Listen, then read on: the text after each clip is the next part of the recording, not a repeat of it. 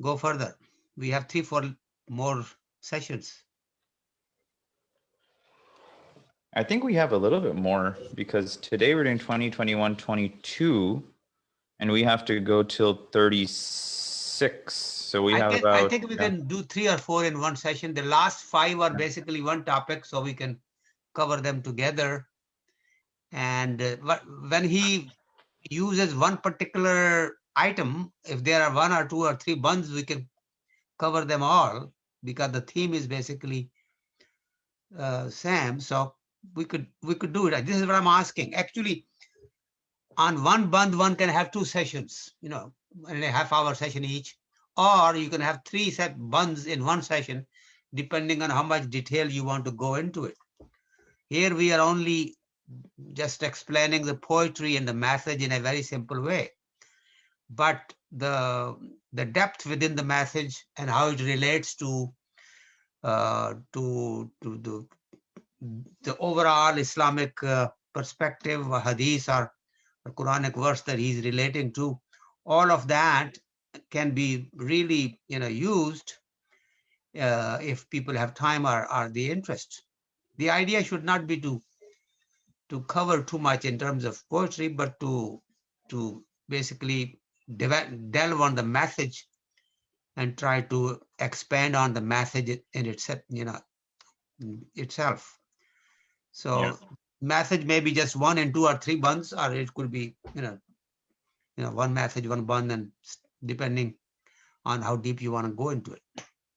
Yeah. Okay, we are ready and good to go. Good. All right. Bismillah ar-Rahman ar-Rahim. Alhamdulillah. Wassalatu wassalamu ala Rasulillah wa ala alihi wa ashabi ajma'in. Amma ba'd. Assalamu alaikum, everyone. We are going to go ahead and get started on the 20th bund today. So, Dr. Saab, if you may, please, you can go ahead and kick us off. Oh yeah, let's this bund. Bismillah ar-Rahman ar-Rahim. हर कोई मस्त माए ज़ौक़ तन आसानी है, तुम मुसलमान हो ये अंदाज़ मुसलमानी है, हैदरी फ़क्र है न दौलत उस्मानी है, तुमको असलाफ से क्या निस्बत रूहानी है, वो ज़माने में मुअज़्ज़ज़ थे मुसलमान होकर और तुम खार हुए तारिक कुरान होकर. Let me read it again. हर कोई मस्त माए ज़ौक़े तन आसानी है, तुम मुसलमान हो ये अंदाज़े मुसलमानी है. There should be a question mark at the end. Hydari फ़क्र है न दौलत उस्मानी है, तुमको असलाफ से क्या निस्बत रूहानी है, वो ज़माने में मुअज़्ज़ज़ थे मुसलमान होकर और तुम खार हुए तारिक कुरान होकर. Beautiful. Okay, go ahead, Nihal. Yeah. So, har koi mast mai zauq tan aasan. So I think we can go ahead and go through some of these ideas. So we have mast mai zauq tan in understanding these. So you want me to do it or you want to do it? We can both do it. So I think mast mai was somebody who's fainted from intoxication, right? And zauq tan is somebody who always wants to feel rested. Wo aaram parast ho gaya wo. No, you cut it differently. हर कोई मस्त मैं ज़ौक़ तन आसानी, मैं ज़ौक़ तन आसानी. This is the drink of the tan asani. So that is the kind of mad that you are drinking, and you are must in that tan asani, not doing anything. When you work somewhere, then you're using your your body. Tan asani is not doing anything, keeping your body free, not taking any difficult task on. Zauq is the eagerness or the ability. Ma is the liquor, but basically he's talking about the activity. So everybody is intoxicated by the desire not to do anything, keep the body kind of at ease. Yeah. And then tum Musalman ho? Are you Muslim? Are you a Muslim? Yeah, andaz Muslimani hai. This is the Muslim way of doing things. This is what you're exactly about? Beautiful. Yes. And then hadari faqar hai tumme, right? You have Ali's poverty, right? So you'd say that, oh, maybe I don't have anything to give, but you don't. Neither are you in that state of Ali's poverty. But Daulat Usmani bhi nahi hai, right? Usmani Ghani, he was known as Ghani was because he had a lot of wealth, right?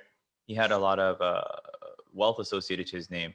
तुमको असलाफ से क्या निस्बत No, रूहानी? stay on fakr a little bit. Fakr has been used in two different meanings, but when it comes to hadri fakr, that is dependence on Allah subhanahu wa ta'ala to the point that you don't even have the next day's meals ready for yourself because you know that it'll be given to you.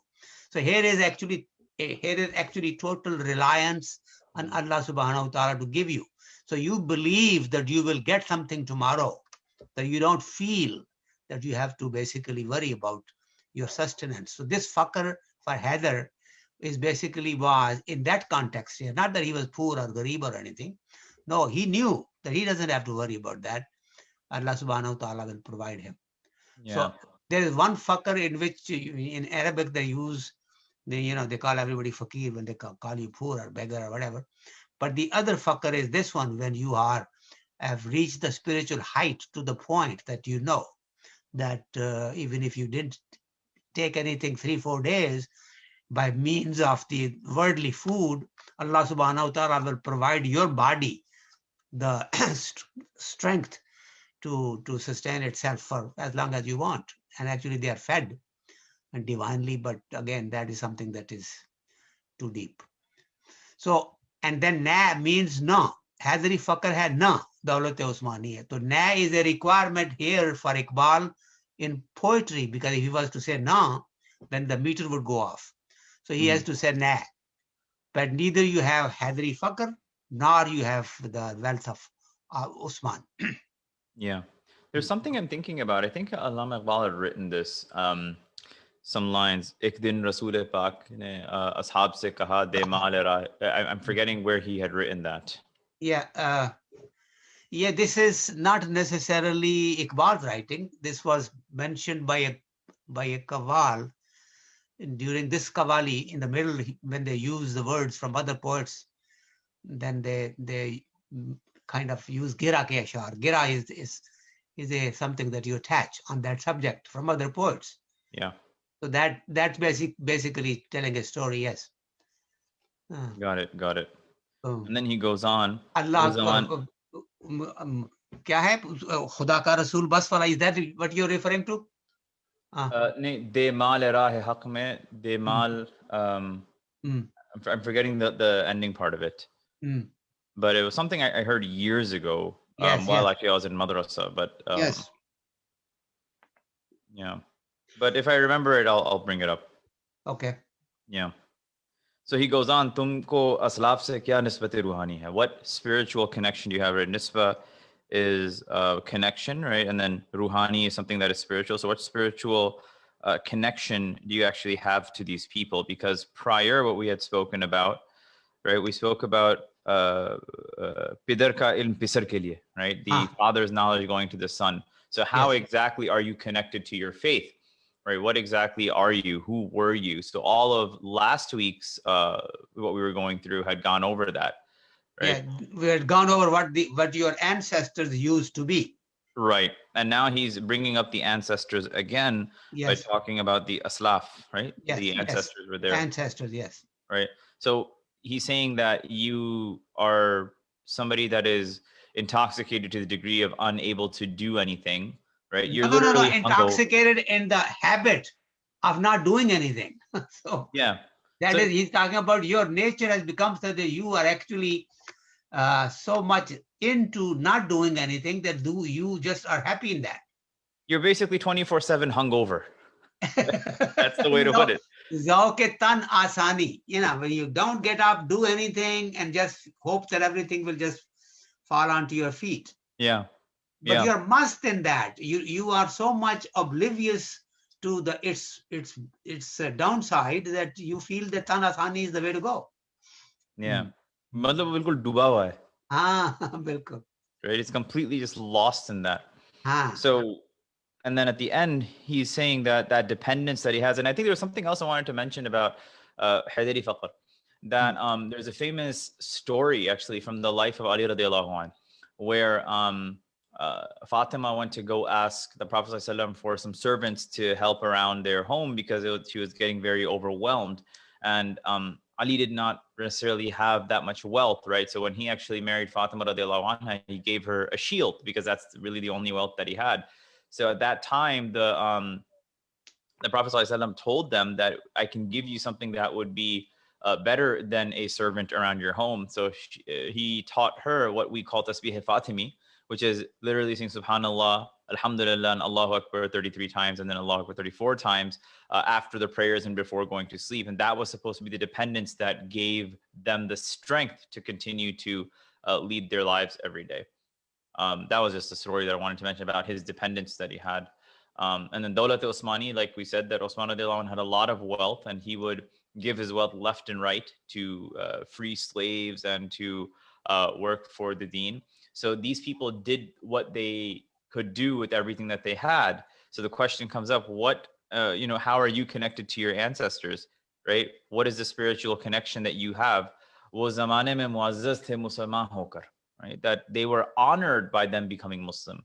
और तुम ख़ार हुए Tariq Quran होकर, that you became disgraced and disheveled and completely removed. You lost your honor by leaving the Quran, Tariq Quran होकर. But if Dr. have any additions to add, or anyone else? No, basically the honor that you had was being totally to submitting to Allah subhanahu wa ta'ala. Muslim, that's more than being a Muslim. Here it was because you were following all the lessons in Quran, and you were a respectable believer that totally submitted to Allah subhanahu wa ta'ala as dictated in Al-Quran. But now that you have abandoned it, you have put it on a shelf, and you are not really connecting to it, now you are disgraced. Harwe is you are disgraced now because you've given up your connection with Quran. Yeah, no, like absolutely. Your ancestors did. Yes. And so, Brother Nihal, if I may add, this it reminds us, of course, of the ayah in the Quran, which we know will be a complaint of the Prophet when regarding the nation. But right. So Furqan, actually, I was trying to pull it up. Do you have it, or do you want me? Yeah, I'm trying. Go ahead, say it. Amir, if you know it. Yeah, so the ayah is A'udhu billahi minash shaitanir rajim. Wa qala ar-rasulu ya rabbi inna qawmi ittakhadhu hadha al-Qur'ana mahjura. And the messenger will say, "Oh my Lord, indeed my nation has done hijrah, has migrated away from this Quran." So it's interesting, right? Because this is with shikfa, jawab shikfa, and that's sort of in a similar spirit to say a complaint from God's messenger would be that the people have left the Quran. And as you were just commenting on, as Iqbal talked about, the source of their deprivation or their humiliation is that they've left the Quran. Exactly. Yeah. And this verse talks about it right here, that as Amir had mentioned, that it's Surah number 25, Surah Furqan, verse number 30. And it's going to be one of the reasons that that people on the Day of Judgment will be asked, like, why did you leave the Quran? Right? That people will be asked, so why did you take this Quran to be something abandoned? And then it's not a coincidence that Allama Iqbal is then bringing up and saying that, look how you took the Quran, right? That you also left the Quran. Tum log to tariq Quran nikle, right? And tariq is a Arabic word. It means to literally leave something. That you made your livelihood, you made your life's goal based off of other than the Quran. So you pushed the Quran to the side and you figured out whatever your life is going to be, everything that was contradictory to that. Yeah. Does anyone else have anything they'd like to add or any comments they'd like to make? जी मैं सिर्फ ये कहना चाहूँगा कि ये जो पहली line है, हर कोई मस्ते में ज़ोक़े तने आसानी है, तो इसमें जो एक तो आपको ये पता ना होना कि मतलब आपने वो सब कुछ भूल दिया और अपनी ज़िंदगी को आसान किया हुआ है, लेकिन उसके साथ ये कि उस बात का आपको एहसास ना होना। एक तो होता है कि इंसान लेजी है या किसी चीज से हट गया है या उसे तर्क कर दिया है, लेकिन उस बात का उसको एहसास ना होना और बहुत बड़ा जुल्म है। तो मुझे कुछ इस किस्म की बात समझ आ रही है कि वो उनको एहसास ही नहीं है कि वो किस हाल में है। ये आधी बात की है। अच्छा, हाँ, उसमें ये होता है कि जब एहसास नहीं होगा तो हर कोई महवे तनासानी है। यहाँ मस्त मय, इसका मतलब ये है कि आपको लुत्फ भी आ रहा है अब उसमें। उसमें बिल्कुल हाँ, you have not gone the other side. एक तो ये है कि कुछ कर नहीं रहे, दूसरा उसको अच्छा समझ रहे हैं। एक तो होता है ना एहसास से यहाँ कि आपको नुकसान का एहसास होना चाहिए, यहाँ आपको इसमें फायदा नजर आ रहा है। इसको बड़ी खूबसूरती से उसने बयान किया। हर कोई मस्त मैज होके, ये इसको शराब समझ के पी रहे हैं, इससे मजा आ रहा है, लुत्फ आ रहा है। They are enjoying this. So not only that they are zero, they are -5 rather than being +5. You know what I'm saying? Thank you It's a beautiful poetic way of putting it, making it negative minus negative minus negative. Yeah. तुम मुसलमान हो, you calling yourself Muslim, ये अंदाज है मुसलमान? Is this the way of believers or Muslims? ना तो तुम्हारे अंदर हैदरी फक्र है, ना ही उस्मानी दौलत तुम्हारे पास है। तुमको अपने असलाफ से कोई रूहानी निस्बत है ही नहीं। वो तो मुसलमान हो के दुनिया में मुअज़्ज़ज़ थे और तुमने कुरान पाक को छोड़ दिए, इसलिए खार हो। सीधी सीधी बात। You are disgraced because you abandoned the Quran and the message in it. तो डॉक्टर साहब ये हैदरी फकर जो है जी, ये डायरेक्टली हजरत अली से लिंक्ड है कि उनको exactly. हाँ, exactly. Or if you read his life story, he became so much in fakr that he was, towards taqwa, because he started early on as a believer at a very young age, and he actually got into it to the point that he became very muttaqi. So he was totally reliant upon Allah subhanahu wa ta'ala, and he became by choice somebody that stayed away from any wealth. And Abu Bakr Siddiq and others, of course, did have wealth. They later on joined in. And so you had a composite there within the Khulafai Rashidin, where you had the extreme of somebody that is totally not going to collect any worldly wealth, as against others that were involved in the worldly businesses and stuff, and they were successful landowners, and yet they had to basically put that at the discretion of the Holy Messenger. मतलब ये कि हैदरी फकर means satisfaction in poverty जो हजरत अली को थी। हाँ, नहीं, पॉवर्टी का लफ्ज हमें यूज नहीं करना चाहिए यहाँ पे। यहाँ पे हमें कहना चाहिए कि having no worldly possessions and being totally reliant. If you go to the dictionary, फकर गरीबी को, मुफलिसी को और गुर्बत को कहते हैं उर्दू में, फकीर से। लेकिन यहाँ पे जो हैदरी फकर है, it's a exemplary way of life that was adopted by Maula Ali. And that is the lesson here, that if you have such spiritual excellence that you don't worry about having anything for tomorrow, because you know 100% that you are going to get it. See, let me just point something, because this is appropriate here. When people go into Chilla for 40 days and whatever else, and if you, this may be a little difficult, but if you know the story of Maryam in Kaaba, there were days when she would not have any food at all, and would survive and all that. Now, no cooking or anything else, and yet she was provided. So when you have that much fakr in you, and Chile ki main misal de raha tha, when people go for 40 days in there, it's not necessary that they'll come out and eat 3 times a day. Sometimes for 2, 3 days, 4 days. When Rumi had Chilla with Shams Tabriz, for several days they were in there, no eating. And everybody was worried, what happened? And it turns out that, when he went into that intoxication, food was the least of their feelings, and they didn't feel hungry. That's fakr, when you basically are at the mercy of Allah subhanahu wa ta'ala providing you. And Hazrat Ali was the perfect example of that.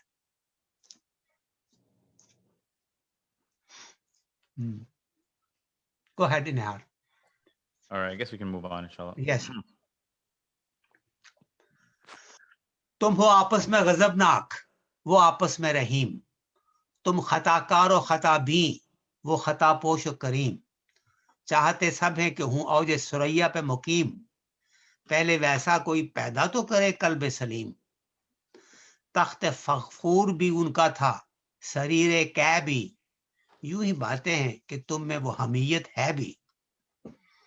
Okay, let me go over different. तुम आपस में गजबनाक is somebody who's kind of doing sitam or jafa to others, being very kind of hurtful.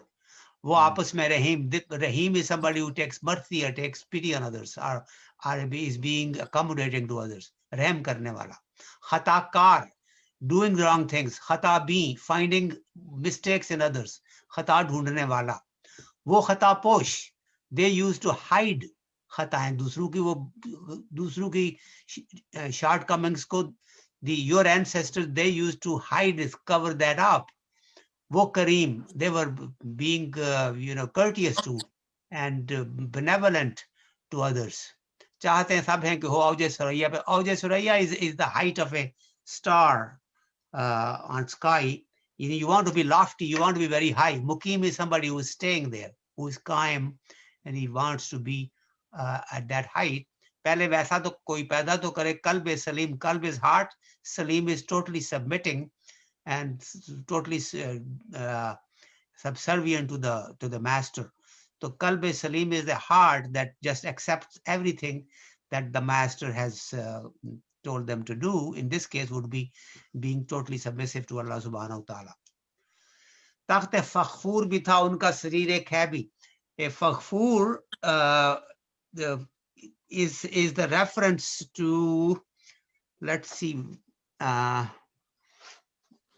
fakhfur and sareer khaib. Khaib is the Iranian. The fakhfur was It was a Chinese one, I believe. Yeah, it was, yeah, Chinese or that part, northern part of Afghanistan, that area is where the Fakhfur king was. So he referring to two dynasties. Takht Fakhfur, let's say Chinese. Unka tha, Sareer Khabi, and the Khab was the old Persian kings. They used to be like, having those kind of dynasties at that time because of their character. तो यूं ही बातें हैं कि तुम में वो हमीयत है भी. Right now you do not have that kind of a unity or oneness as a ummah, but at that time they used to have oneness, and they looked for each other, they covered each other's mistakes, helped each other, they were merciful to each other, and that's why they were lofty. Now you want to be on a Auj Saraya, you want to be high, like lofty up in the sky, you want to be that much elevated in your status. They had those dynasties at the time, whether that was in China or whether that was in Persia. But now you do not have the unity. Hamiyat is being united, working as one body and helping each other. You don't have that kind of a relationship with each other, and you simply talk. You just talk. Yeah, so ghazabnak ho jana, to be prone to enmity, to be prone to fighting, to be prone to do bad to each other. Right. But the people that you are trying to mimic, or the people that were before you, they were rahim, they were forgiving, they were merciful, right? That's the main point that's being brought up. Right.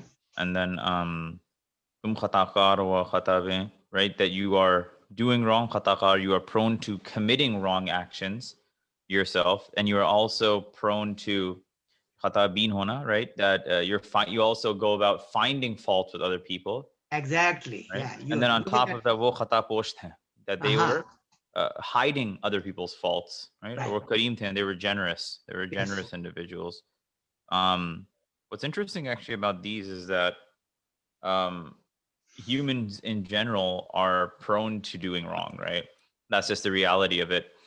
But finding fault is a whole different form of soul. And actually, I was thinking about this. The three types of souls that exist within Islam are the blameworthy soul, nafsul lawama, which is the soul that will consistently do wrong. Everyone does wrong, right?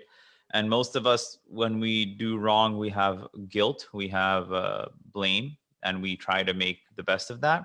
So, and then you have khatabin, people who are finding fault, right? They're not good people. They're so messed up that they just go around looking at others.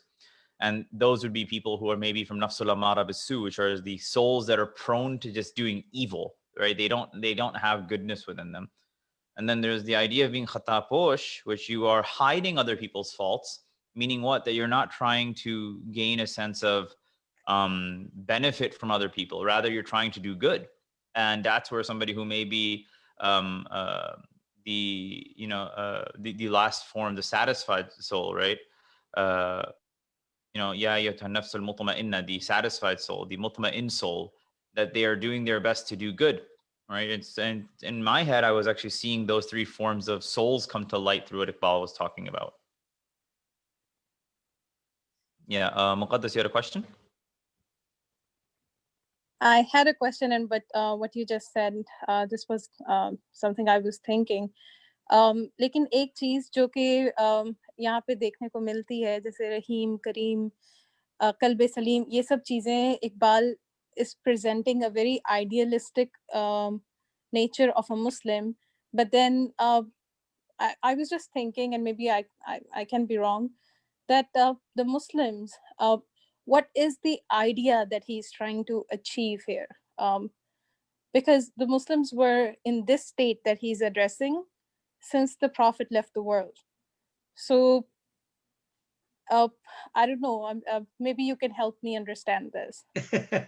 Now, here, is it okay, Nihal, if I just... Yeah, please. But you see here, he's just basically saying that here, don't forget, always look at the sixth or last line. That will be the topic of this whole band. Hamiyat is the last word, unity with each other, being accommodating to each other. यूं ही बातें हैं कि तुम में वो हमीयत है भी. So above all these factors on top that he has mentioned are leading to that. So when you acted together as a Muslim ummah, वो तुम आपस में गजब ना को. You look at each other and try to behave like an enemy. वो आपस में रहीम. They used to be very, very accommodating and merciful. Your Rahim Allah subhanahu wa ta'ala ki jo sifat hai, because of that you feel that this is the highest part of doing good. Here the Rahim is on a day-to-day dealings. That they basically were accommodating to each other. तुम खताकार हो, खताबी, तुम गलत करते भी हो और दूसरों के अंदर गलतियां भी ढूंढते हो. वो खतापाश हो करीम. They were hiding other people's shortcomings. If they saw somebody doing something, they didn't really make him realize that. They used to, kind of make sure that they don't exploit that. And they used to do karam. Karam is basically being something, doing soft, taking it easy, not being harsh in the words or whatever else. Everybody wants to be living up lofty. Everybody wants to be mukim at the Auja Saraya and up and the Saraya, I think Saturn or something, one of these planets up there. पहले पैसा कोई पैदा तो करे कल्बे सलीम. किसी के अंदर इस तरह का soft heart तो हो, heart that is willing to accept whatever they are told to do. You do not have that kind of a make of your inner being, yet you want to be lofty. But those people that were lofty, they used to make sure that they took care of each other. वो हमीयत उनके अंदर थी. That's why they did have takhte fakhfur and sarire kha, because they were deserving of that, because they stayed together and they worked and they behaved like one unit. Hamiyat is to be a very strong community. आपस में रहीम. अब किसी के साथ, जैसे वो कुरानी आयत भी है ना, somebody could help me there. Yeah, illa man atallah bi qalbin आपस में एक दूसरे के साथ वो हैं और लेकिन काफिरों के सामने बड़े सख्त हैं. So that is basically reference there too. Muhammad Rasulullah. Okay. والذين معه أشداء على الكفار رحماء بينهم. Yes. Now I remember. So that's where he's kind of using that kind of perspective. Is that somewhat clear, sister? Or you still have something to ask? No, I think so. And I think Iqbal is also, just like you mentioned, it's more of a communal approach of the poetry.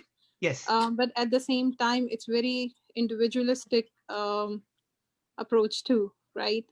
So the traits start from within an individual, a Muslim, and only then it can help a community. And it has to be, I think it's like, it has to be a communal approach. Exactly. But I was just thinking, you know, how we read about the rise and fall of civilizations, and at the same time, the very idea of Islam and our faith, the way the good and the bad, जो उसके दरमियान की एक struggle होती है, वो सारा तो अल्लाह सुब्हानो ताला के लिए होती है. So at that point it becomes very individualistic approach.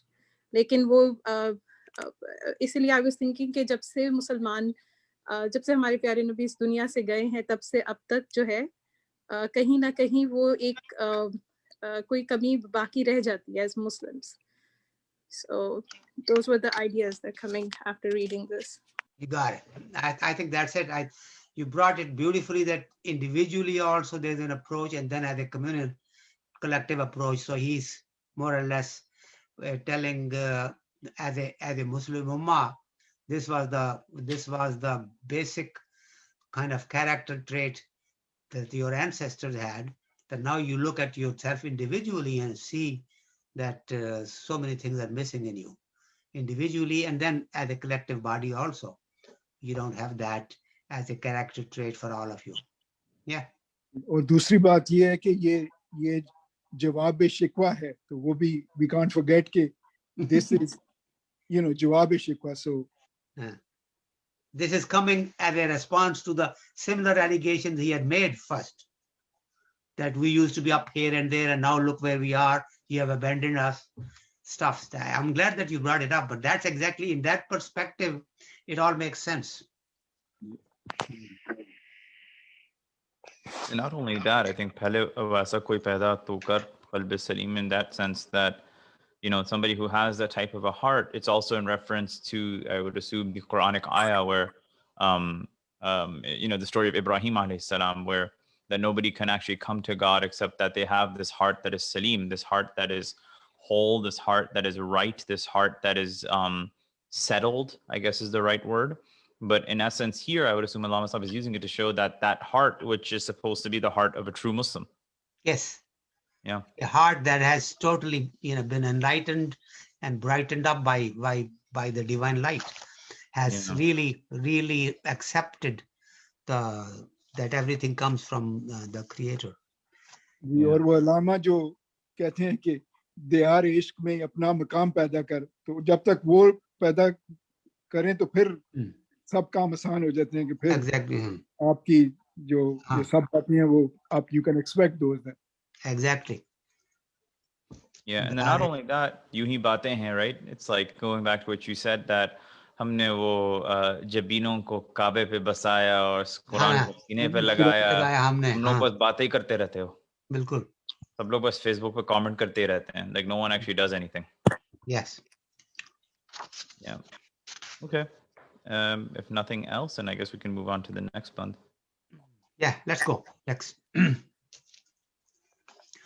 खुदकुशी शेवा तुम्हारा वो गयूर और खुददार, तुम अखुव्वत से गरेज़ां वो अखुव्वत पे निसार, तुम हो गुफ्तार सरापा वो सरापा किरदार, तुम तरसते हो कली को वो गुलिस्तान बेकनार, अब तलक याद है कामों को हिकायत उनकी, नक्श है सफाए हस्ती पे सदाकत उनकी.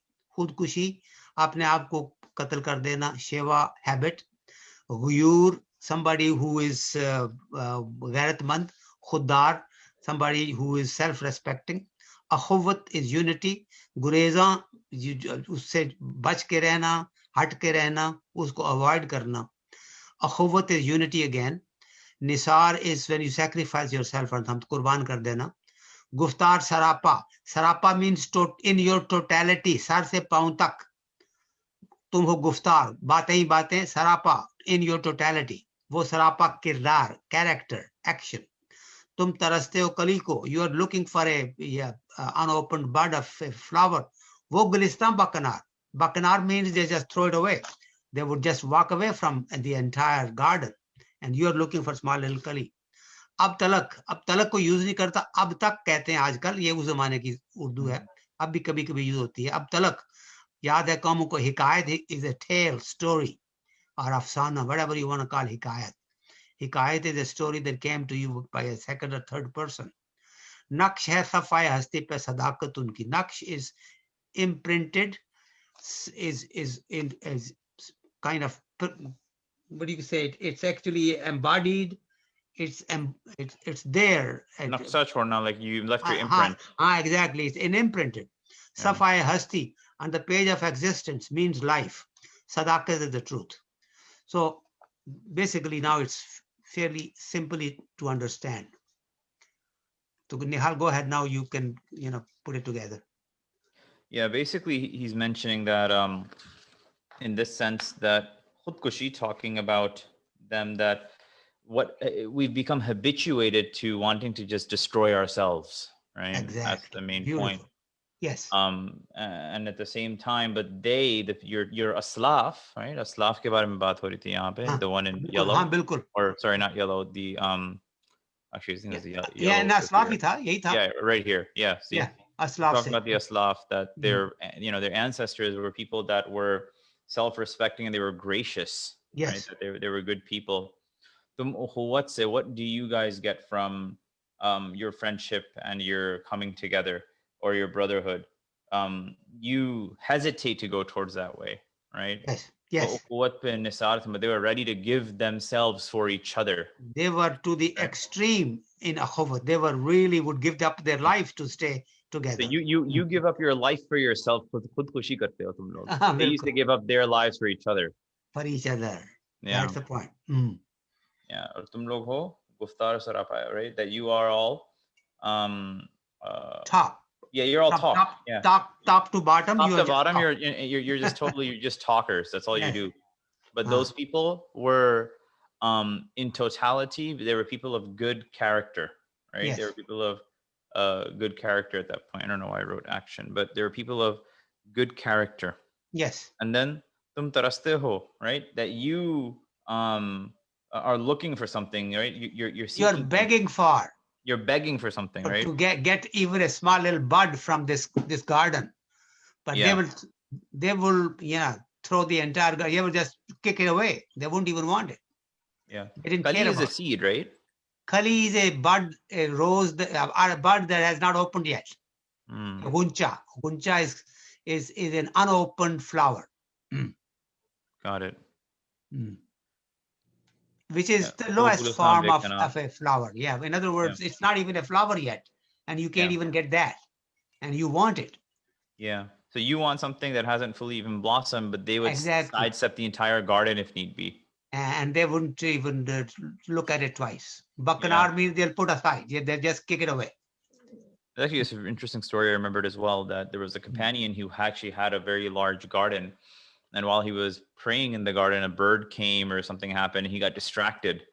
And he basically gave the entire garden to the Prophet ﷺ and said that use this, as sadaqah, because he became distracted, right, in his prayer. And he gave the entire garden away just like that. There you go.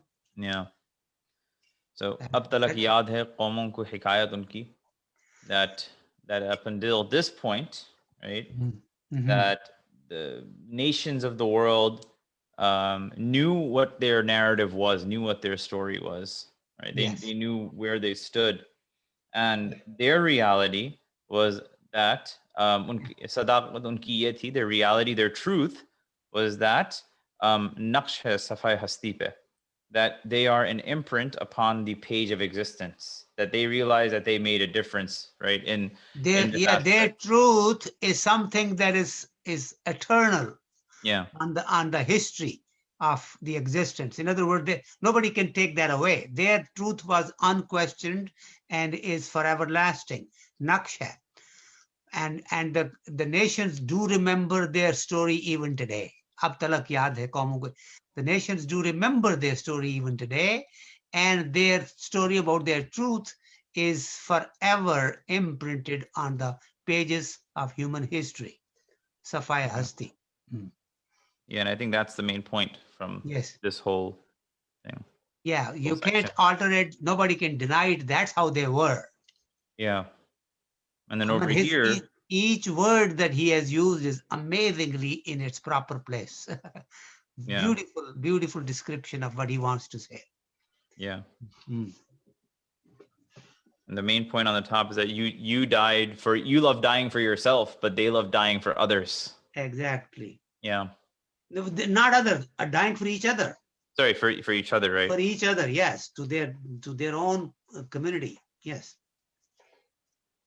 Versus today, we live in a place like, oh, like Muslims themselves, like, oh, Muslims are bad, Muslims are this. Oh my God, Islam has this problem.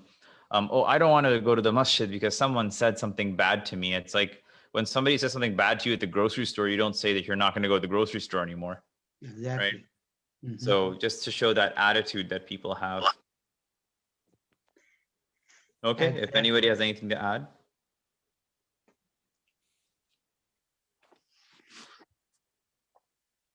Yeah, this Nihal, was, Imam Nihal, I put some text in the chat if you want to draw on it.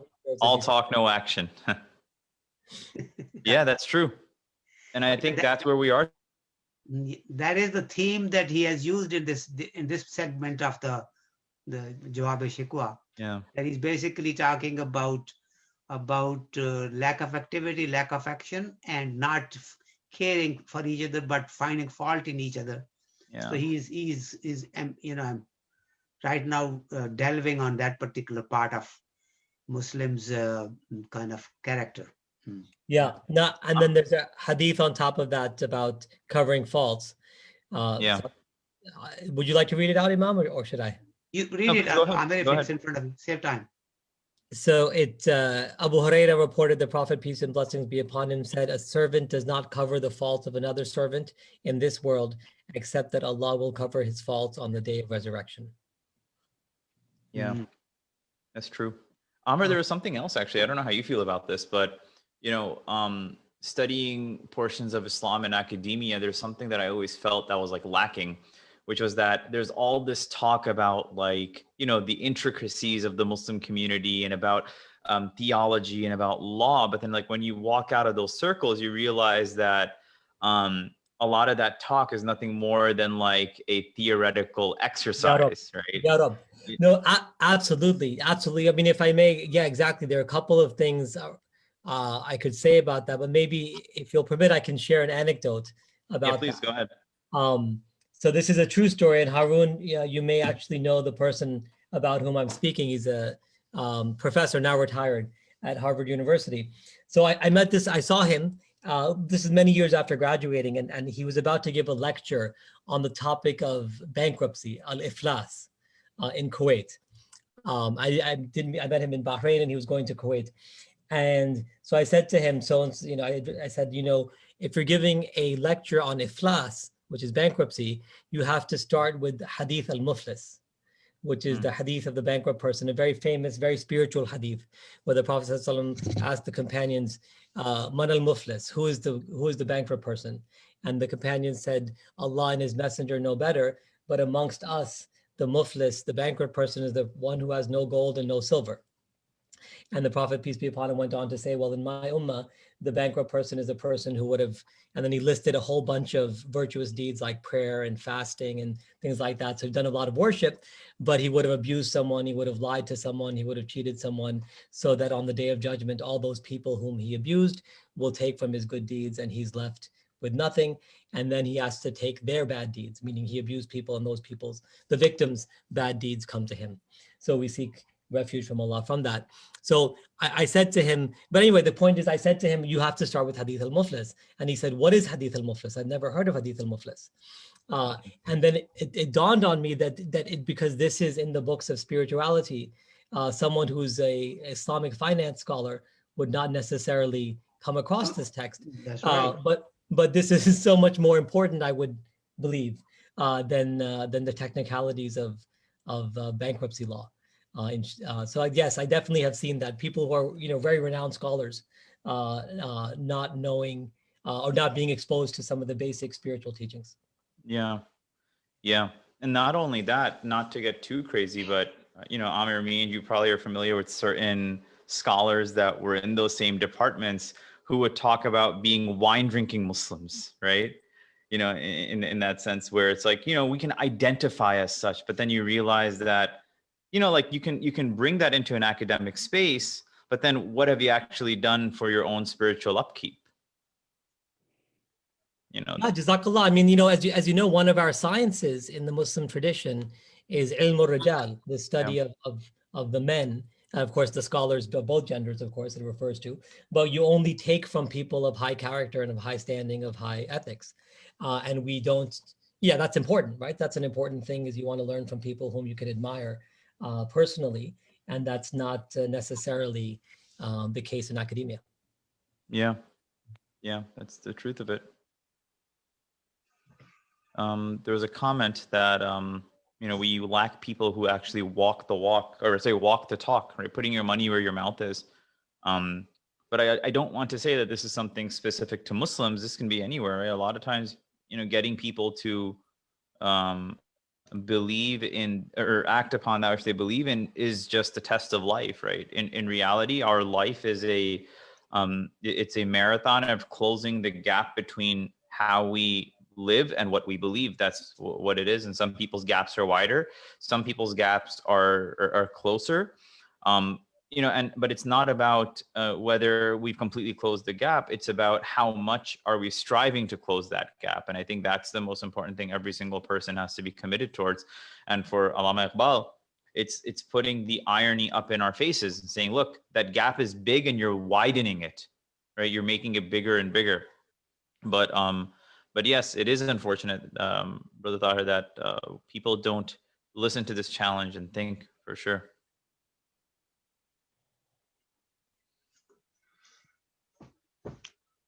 Okay, by the way, I know that there are a few new people, but we have you're all 10 minutes to, left. I think we should just take comments from. You go ahead. If I made that, I don't know if Harun is able to speak, because he might be with the kids, but he has good insights on academia. If you want to respond to Imam Nihal's comments, Harun, on academia. Yeah, Jazakumullah khair. This is great. Really learning a lot. So yeah, I think that if in academia, your points are well put. But I think you can expand it even beyond academia, which is, this fact that I remember when I spoke to this Imam that I'm close to, and he used to say that, a lot of times our attitudes towards discussing things is almost like going to confession. Like he gave me this story, I remember, where he said that a young person came to him and said, look, I can't get up for Fajr. And so he said, okay, he felt really bad about it, the young person. So the Imam said, well, set your alarm, do these things.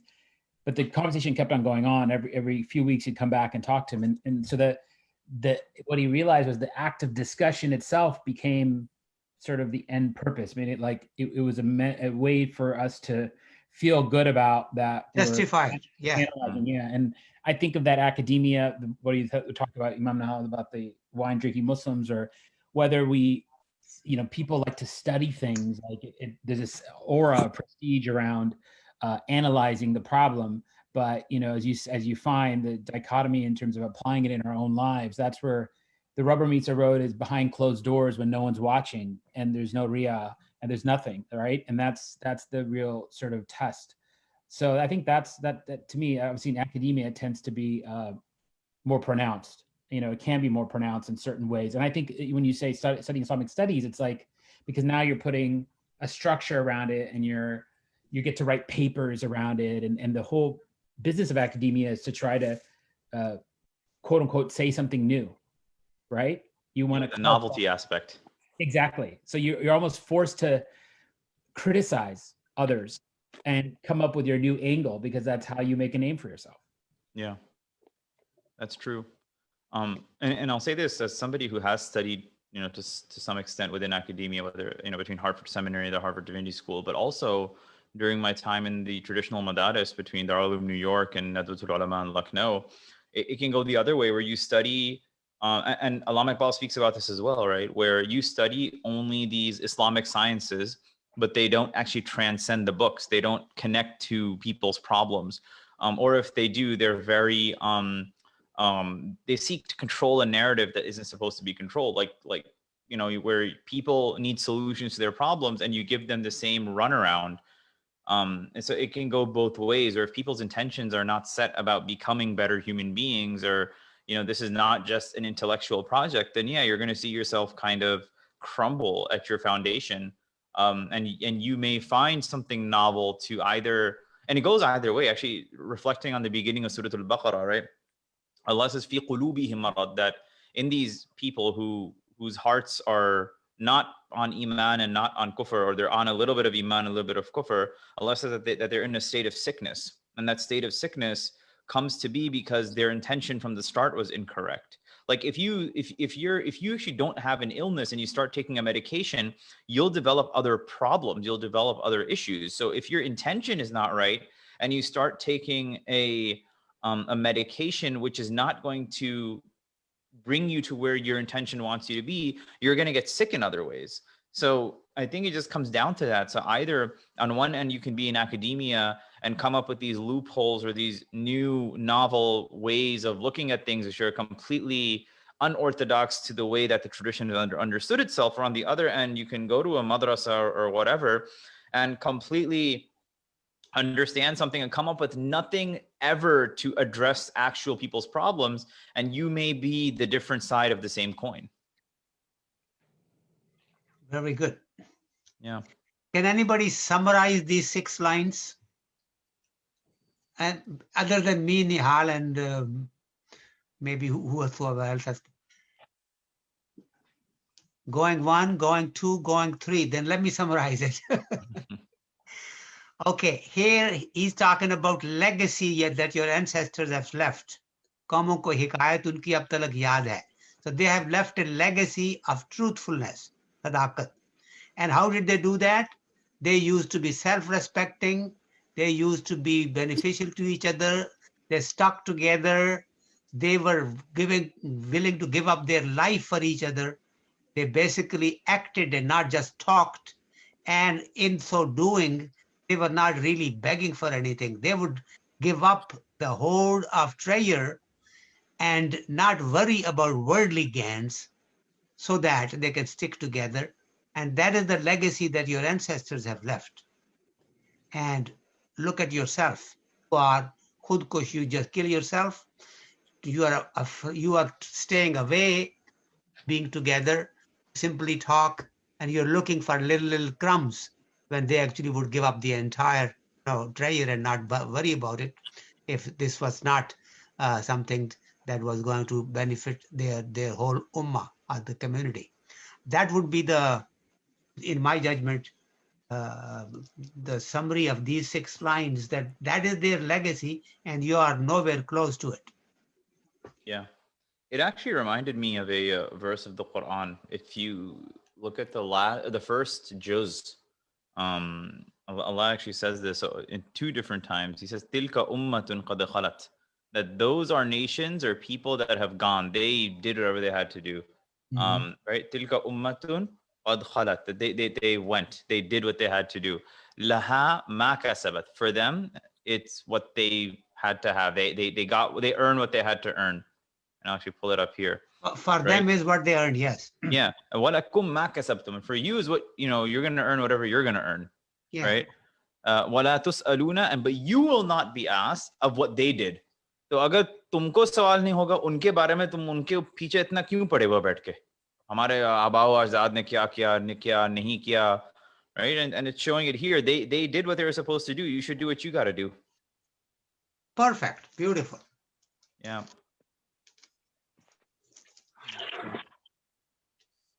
Very good. Yep. Harun and Naba, you guys have a question?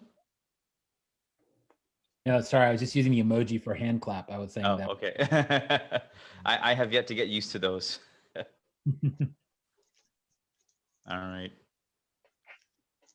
Okay, if that's it for today, then I guess, I mean, May I ask, there was one issue you were saying about shrab and so on. Oh, there is another verse, पीना हराम है ना पिलाना हराम है, पीने के बाद होश में आना हराम है. So what does this indicate? Well, that particular shairi that you're quoting is not Rumi or Iqbal or anything, but basically he is also trying to use the fact that actually drink the kind of wine that actually keeps you intoxicated. In other words,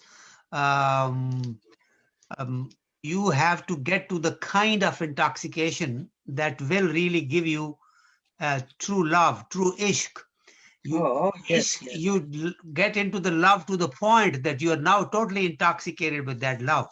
Although that particular poetry is not necessarily very good in that, but very good. Yeah, but basically पीने के बाद होश में आना हराम है, मतलब यही है कि you're really supposed to get to that kind of a love that after which no other thing pleases you. You just want that. It's not a drink, it's love. Exactly. Love का जो इश्क और उसके बाद जो जुनून है ना, जुनून is the stage where you really can't come back. Then you are lost into it. Very true. Yeah. Another verse that I'm thinking of right now. मेरी क्या है मेरी बेहोशी को होश वाले क्या समझे हैं. हाँ, मेरी क्या है बहस होश वाले बहस फरमाएं, मेरी जुनून पे होश वाले बहस फरमाएं, मगर पहले उन्हें बेहोश होने की जरूरत है. और उसके आगे ये है कि मगर पहले मकाम दिल समझने की जरूरत है. In other words, you have to know what we are talking about. You have to know what the status of dil is, and you have to be fully intoxicated. Then you can understand my intoxication. Otherwise, that is something that you cannot relate to. So, पीने के बाद होश में आना हराम है is basically referring to that. That don't drink the kind of thing that'll go away in a few hours. That's not what the drink you need. You need something that will keep you intoxicated forever. Yes. Okay, Jazakallah khair. Inshallah, looking forward to seeing you all next week and as we continue on with the Jawab al-Shakwa. Thank you to everyone new that joined us. Please continue to join us same time, 8:30 Eastern Central Time. Jazakallah khair. Thank you. All right. Assalamu alaikum. Wa alaikum assalam. Wa alaikum assalam.